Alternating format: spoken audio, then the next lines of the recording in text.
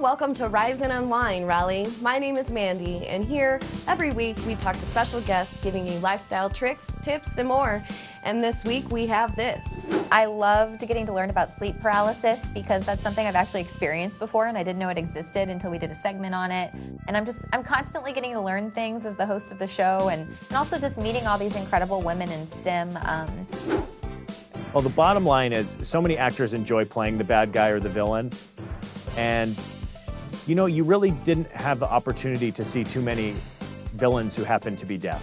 All that and more on Rise and Unwind. You ever feel your heart race for no reason? It's like sprinting while you're standing still. September is AFib Awareness Month, and a new study estimates more than 10.5 million Americans are living with atrial fibrillation, a condition that can raise the risk of stroke and heart failure if it's not managed. Joining me is Dr. Dedric Clarke, a cardiac electrophysiologist, to break down what AFib is and why early treatment matters, and for the latest options to help people feel better and live safer. Welcome, Dr. Clarke. How are you? Good morning to you, and thank you for the opportunity to discuss such an important topic. All right, let's start simple. What is atrial fibrillation and how common is it, and why do I struggle saying the word all the time? Well, I can help you with two of the three. So let's just start off with what is atrial fibrillation. Atrial fibrillation, or AFib, which is okay to say it just like that, is a cardiac arrhythmia. And what an arrhythmia is, basically, is when the electrical system of the heart is beating abnormally.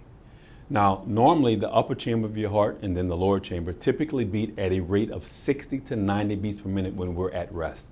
When a person flips into AFib, spontaneously the upper chamber is now beating 300 to 500 beats per minute, very chaotically. Now, as you alluded to, atrial fibrillation is the most common arrhythmia in the United States. It is the most common arrhythmia in the world. Over 10 million people in the United States are affected by atrial fibrillation. And it is estimated that in the next decade, that number can increase by up to 32%. 1 in 4 adults over the age of 40 will be impacted by atrial fibrillation at some point in their lifetime. So why is early diagnosis and treatment so important for people with AFib? So that's a great question. The reason is that atrial fibrillation is a progressive disease. Let me just talk real briefly about the symptoms of atrial fibrillation. Some of the symptoms of atrial fibrillation are fatigue, lightheadedness, dizziness, anxiety feeling. I feel my heart racing. I get short of breath when I exert myself. And some patients say that I feel like I'm just slowing down.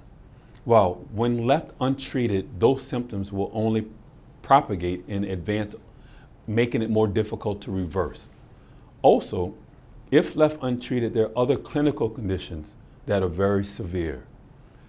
Untreated atrial fibrillation is affiliated with a 5 times higher risk of heart failure, a 2.4 times higher risk of stroke, and a 2 times higher risk of sudden cardiac death, and it's associated with higher risk of developing early dementia as well. So it is critical that detection, diagnosis, and treatment is implemented for all of our patients.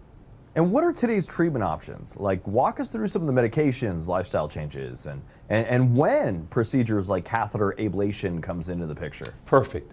And so typically when somebody is diagnosed with atrial fibrillation, depending on their risk profile, they're put on a blood thinner and a medication to either control the rate, and sometimes we put them on medication to try to control the rhythm. Those are called antiarrhythmics. Now, for some patients who either cannot tolerate those medications, or there are side effects of the medications, or for some patients, unfortunately, even though they may tolerate the medication, their atrial fibrillation can progress in spite of that. There's a procedure called catheter ablation. Now, what a catheter ablation is a minimally invasive, safe, effective procedure in which the procedure is designed to isolate the electrical triggers that is triggering atrial fibrillation in the heart from the normal conduction system of the heart. And when performed, it allows the normal system to maintain what's called a normal rhythm, like we would all like to have. The procedure is typically done as an outpatient. And I would say that although all procedures have a risk affiliated with it, the risk is very low. I'm an electrophysiologist, and our patients and your listeners should be comfortable talking with their primary physicians to discuss if catheter ablation is the right option for them. And for anyone that wants to learn more or get next steps, where should they go? So Johnson & Johnson is providing comprehensive patient resources to discuss all the things about atrial fibrillation. There's also a website called Get Smart About AFib. That's all one word, getsmartaboutafib.com. And on that website, not only can you get more information, you can also take a survey to see if you are a candidate for catheter ablation and be put in touch with a local electrophysiologist to discuss if catheter ablation is a good procedure for you. Dr. Clarke, thanks for joining me this morning. Thank you, sir. I appreciate the opportunity. Do you ever hear weak heart and wonder what really that means? Heart failure is serious, but with the right care, people can still live full, active lives.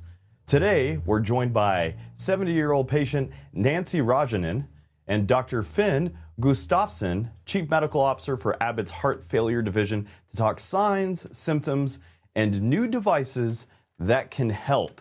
Welcome to the show, Nancy and Dr. Gustafsson. How are you? We're doing great, thank you. Thank you. All right, Nancy, starting with you, what first tipped you off that something was wrong, and how did you get from those early symptoms to a diagnosis? Well, thanks for having us here. It's interesting. My story is somewhat interesting because I was a very atypical patient. I was very active. I lived a very healthy lifestyle with diet and exercise. But I found that I was simply not able to exercise without getting winded. And it was significant enough, and even at rest, I was having a hard time getting a good breath. And so I went to the doctor thinking that it must be something like asthma or perhaps bronchitis, and that it could be treated quickly and I'd be all done with it. But she quickly identified that this was a problem with my heart, sent me to a cardiologist who identified that it was heart failure. So over the next 6 months or so, I began a treatment of medication. And eventually had a device called the CardioMEMS implanted, which provides real-time data to my doctor's office through a monitoring device so that they can treat my heart before it becomes really serious. And doctor, for people at home, what are some of the common signs of heart failure, and what specific questions should they bring to their doctor if they are noticing these? Yeah, thank you. A really important question. So Nancy already alluded to some of the most important symptoms, namely shortness of breath. In beginning, typically with exercise, when you walk stairs, when you shop groceries, but can also be when you lie down at night, you get short of breath or you get a dry cough. That can certainly also be a symptom. Tiredness or fatigue in an unnatural way is another symptom because the heart doesn't pump enough blood out to the organs and the muscles. And finally, at some stage, heart failure will lead to fluid accumulation in the body, typically seen as swollen ankles or swollen belly. And if you have just one of these three symptoms, you really need to go to your doctor and ask specifically, can this be heart failure? Because some of these signs and symptoms could also be suggestive of other things, and you really want to make sure that there is alertness to the fact, can this be heart failure? Because it is such a deadly disease if it's not caught, diagnosed, and treated. And Nancy, you have a small implanted device helping you stay on top of things. How has it changed your day-to-day life for you? You know, on a day-to-day basis, I would say the biggest thing it does for me is gives me confidence, because I know that after in the morning, it takes about 2 minutes that I lay down on a specialized pillow, and the sensor inside of me sends information there, and it travels via the internet to my doctor's office. And what I understand is that my doctors then can see the real-time data without my having to go to the hospital, without my having expensive tests in the hospital. They can see what's going on with my heart. And so frequently then they will adjust the medication for the day based on how my heart is doing. And that gives me an incredible sense of confidence and an independence that I wouldn't have if I had to be tethered to a medical facility or a hospital. So I can travel more, I can do things with my grandkids, and I can live a full life. All right, doctor, can you give us like a plain English version of what this device actually does and who might be a good candidate? And what should patients ask about their care team about it? Yeah, so the Abbott CardioMEMS device is an implantable sensor, a small sensor that is implanted through a vessel, a vein in the groin or the neck by a catheter and left in a small vessel in the lung, so in a lung vessel. It measures without a battery, so it has no expiration date, if you will. It measures through, as Nancy says, by sending to the specialized pillow the pressures inside the heart. And that's transmitted directly to the secure line through to the physician's office, where these pressures are interpreted maybe 2 to 3 times a week. If pressures go up, this is an indication that the heart is doing worse and that more medications are needed for a period of time to bring the pressures down, resting the heart.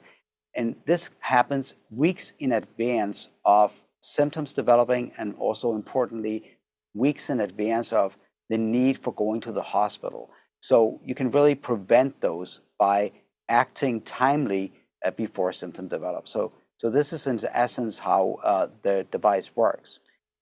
If you have heart failure and you're on medications and still symptomatic, you still have shortness of breath, this is the time to speak to your doctor about whether an Abbott CardioMEMS could be a possible solution for you to monitor your disease more carefully.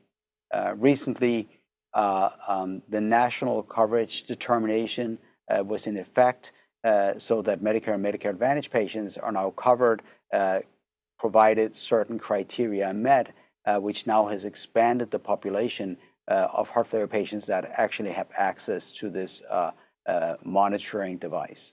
And for people at home who want next steps, where can our viewers go to learn more, maybe find resources to talk with their doctor? Yeah, so I would recommend they go to domoreforheartfailure.com, which really contains information about the disease, the diagnosis, and treatment and monitoring options like CardioMEMS. Hey, I really want to thank you two for joining me today. My pleasure. Thanks for Thank having you. us. Do you ever wonder what it takes to spark the next generation of scientists and innovators? The Emmy-nominated series Mission Unstoppable is back for its 7th season on CBS, shining a spotlight on women breaking barriers in STEM, from space exploration to oceanography and beyond. Joining us are executive producers Miranda Cosgrove and Nicole to share what's new this season and why representation in science and technology matters more than ever. Welcome to the show, you two. How are you? Thank you. Thank you. Good, Thanks for thank having you. us. All right, Miranda, what can fans expect in this brand new season of Mission Unstoppable? There's a lot going on in our brand new 7th season, but I would say one of my favorite things is we follow a high school robotics team as they create this awesome robot, and then they actually take it and compete against other schools with it. So I just think that's super cool. I would have loved to have been a part of something like that in high school. And we also have one of our correspondents go to the University of Wisconsin to learn the science behind making cheese. So I think that one's pretty fun too. But you just never know what's going to come next on this show. That's what's so fun, right? Whether it's robotics or cheese. And my favorite episode this upcoming season is actually about a pro soccer team. So we all love sports, and learning about the science behind what keeps the team on the field is a really, really fun episode this year. We follow Dallas Trinity FC and what we call the team behind the team. So you get to learn about all the things that it takes. So that's one of the things that I'm most excited about next season. And after 7 seasons and more than like 260 stories, is there a particular moment or guest that just has stuck with you? There are so many. I loved getting to learn about sleep paralysis because that's something I've actually experienced before, and I didn't know it existed until we did a segment on it. And I'm constantly getting to learn things as the host of the show, and also just meeting all these incredible women in STEM. A good example would be Kat Echezarreta. She's the first Mexican-born woman to ever go to space, and she's around my age, and getting to meet her, I was just so inspired by her. So yeah, just getting to be a part of something like this, you're inspired all the time. Yeah, I mean, there's so many amazing stories. I always say that's like asking me who my favorite kid is. You should never say that publicly, so because you get in trouble for that. For me, I think it's like every day, because we have over 1.5 million followers on social at CBS Unstoppable. We get to hear from people every day. So there's stories about how they watched an episode and they didn't know that they could go into STEM and sports. They were passionate about music and they had an opportunity. They always wanted to be an astronaut. I feel like we're able to communicate with our viewers on such a daily basis and hear about the things that are inspiring them. We've had kids go to college and change their majors. And so, for us, it's about if you can see it, you can be it. And so for me, it's just about every one of those moments that is connecting with some kids somewhere that may grow up and cure cancer one day. So how do you feel the show does encourage young women and girls to imagine themselves in STEM careers? Well, like I said, I think if you can see it, you can be it, right? So I think that all kids everywhere, our effort with the show is to make sure that, every kid sees something that they can connect with, whether it's the city that we're filming in, whether it's the job, whether it's, like I said, whether you're interested in tech or sports or music or entertainment, or like I said, you want to go to the moon one day. We hope that you see somebody or something that you're interested in and you're able to connect with, and then you want to learn more about that, right? So we're trying to, I think, create curiosity in kids. So that's really the whole goal of the show. Why is it so important for young audiences to actually see people represented in these fields on screen? Well, when I was a kid, I didn't have a show like this. So when I was first approached with the idea just for the very first season, I was so excited to get to be a part of something like this and be a part of bringing it to children. And I get to see firsthand kids come up to me all the time and they tell me they watch the show with their families on Saturday mornings, and that, oh, I saw that woman that creates makeup that's a chemist, and now I want to do something like that. And it's just, I feel like the show does a very good job of showing a range of all different kinds of people and just so many incredible women. And I hope a kid out there sees an episode and maybe changes their future. So where can families go to learn more about the show and some of the work that the philanthropies are doing to inspire the next generation? Yeah, well, a couple things you can watch on CBS on Saturday mornings, so please do that. You can watch us on all of our social channels, particularly on YouTube, CBS Unstoppable. And If Then She Can is the initiative that's behind the show. So we hope that you'll join the 1.5 million other followers that we have that are so excited about the show, and tell your friends and family. And we hope everybody comes and has a great time with watching the episodes this season. I want to thank you two for joining me today. Catch Mission Unstoppable Saturday mornings on CBS. You'll meet some incredible women making discoveries, solving problems, and proving that the future of STEM is unstoppable. Thank you for joining me. Thank you so much. It was nice to meet you. Do you ever wish you could train your body and brain to handle fear better? In Limitless, Live Better Now, Chris Hemsworth pushes past pain, fear, and risk, guided by experts who turn science into real tools you can use. Today, we have, from the Risk episode, neuroscientist Dr. Abigail Marsh and freestyle motocross legend Robbie Maddison, two people who know a thing or two about fear and focus. Welcome to the show, you two. Thank you. All right, in simple terms, what's happening in the brain when we avoid risk versus when we face it on purpose? Oh, that's such a good question. The problem with fear, sometimes fear is a useful emotion because it can keep us out of truly, life-ending or life-threatening danger. But fear does not always tell us the truth. Sometimes it tells us to avoid things that wouldn't hurt us and that might even help us to grow, that we might enjoy, and that might help us learn. And so we need to get better at learning when to ignore our fear and push through and do the things that fear tells us not to do, because taking on positive risks, in Chris's case, climbing a 500-foot high wall in the Swiss Alps, can give us a sense of joy, can give us a sense of self-efficacy, and also resilience when tackling new risks in the future. The episode explores exposure therapy and flow. What's a practical way viewers can safely practice those at home without a Swiss Alps climbing wall?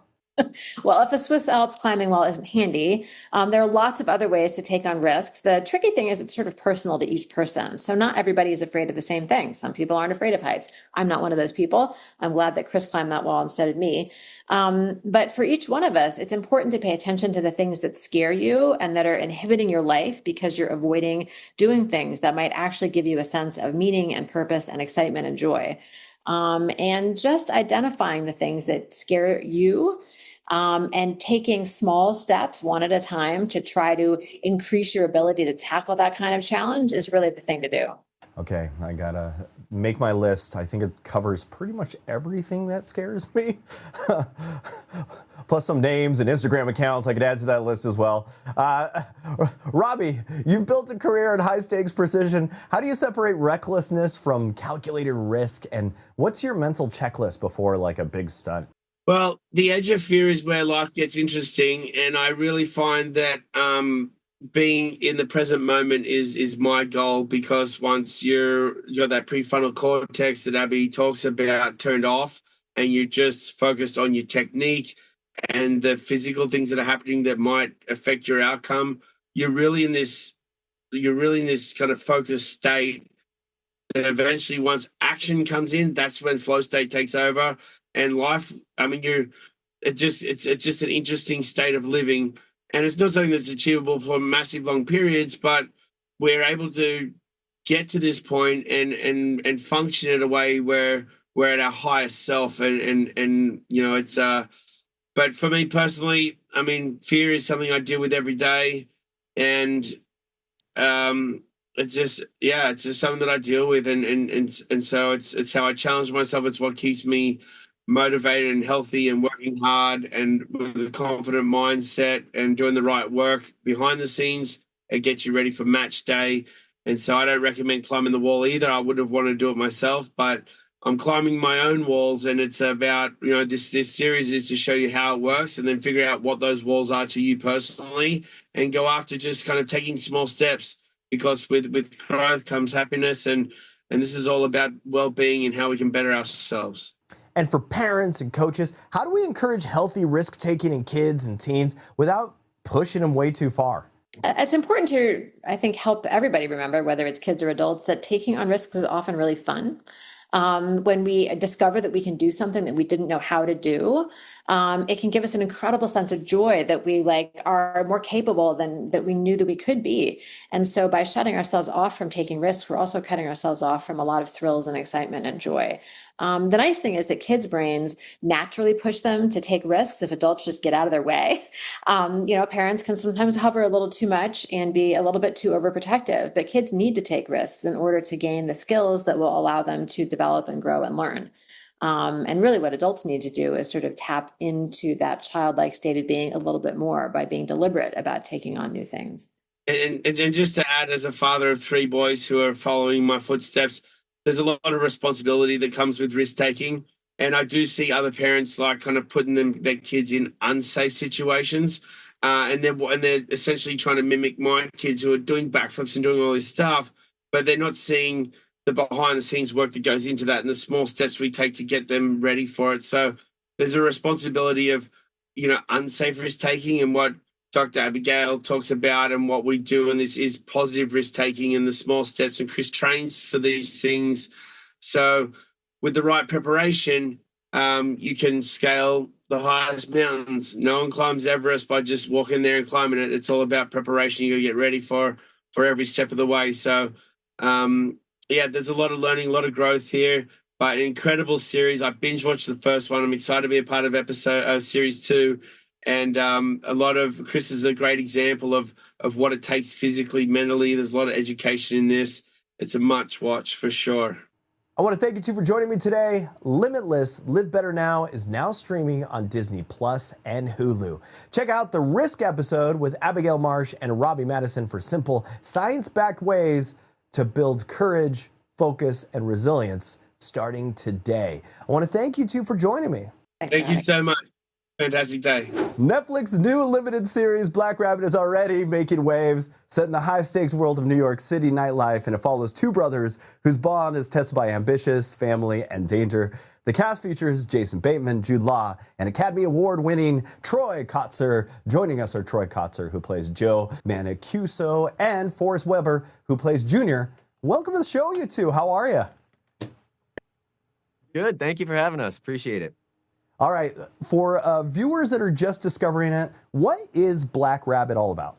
Black Rabbit is a really exciting, thrilling show that is going to drop on Netflix on the 18th with Jason Bateman and Jude Law leading the way. They play estranged brothers at the beginning of the show who are running a nightclub and restaurant called the Black Rabbit. And when Jason Bateman's character shows up into town after being MIA for a few years, he brings a lot of trouble with him, and Troy and I are some of that trouble. And the show is set in New York's nightlife scene. What makes the backdrop such a powerful setting for the story? Well, New York's a place where so much happens underground, and you have a black market. It's not what you see, but it's what people don't see. You have to really look beneath the surface and between the lines when you're going through the story. So it's so nice to show that underworld and what's really going on deep inside the underbelly of New York. And my character has his office in a Russian bathhouse basement. And I'm pretty tall, I'm 6'1". I really had to duck down and go into that Russian bathhouse. That's just one example of the secret hidden corridors in New York City that we show. And Forrest, what stood out to you most about your character, Junior? Junior was fascinating. He's a fascinating human being because Junior couldn't be, I think, more different than I am, but everything about Junior I could find truth in. I could find something relatable, right? So he is very much a product of his environment, and he's struggling really the whole time with trying to gain acceptance from his father over here, who, you know, runs a tight ship. And it was really exciting to be able to, step outside, you know, my norm a little more. I've been on a bad guy streak, played, you know, 3 or 4 in a row here, but Junior got to amp it up another level and provide us with some really unexpected, hot-tempered, rash decisions that sent the plot into some interesting places, I'll say that. And what's great about Junior, if I may chime in, is he's a bad guy that also knows sign language. That's really cool. And Troy, what drew you to playing Joe Mancuso in the series? Well, the bottom line is so many actors enjoy playing the bad guy or the villain. And, you know, you really didn't have the opportunity to see too many villains who happen to be deaf. Yeah.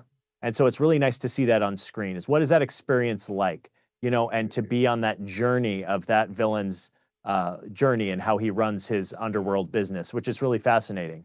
But, you know, most of us know that in the deaf community, we do have a history of some deaf criminals and folks involved in the black market. But I tried to imagine what it would be like to run this business, and I really wanted to give audiences and give them the opportunity to see this deaf villain in Black Rabbit.